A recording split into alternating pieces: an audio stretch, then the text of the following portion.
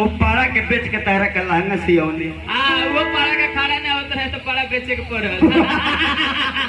गोड़ा तारा का दियमका नहीं कइले रहनी।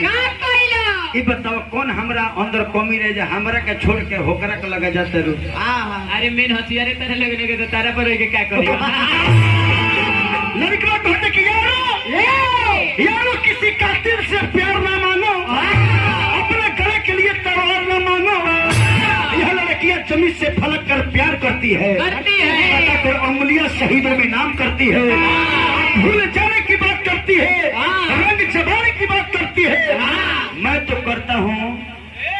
तो करता हूँ प्यार की बातें, अच्छा, लेकिन ये सिर्फ रुपया कमाने की बात करती है। जाम पे जाम पीने से क्या फायदा, जाम पे जाम पीने से क्या फायदा, रात गुजरी तो सब उतर जाएगी। ए मेरे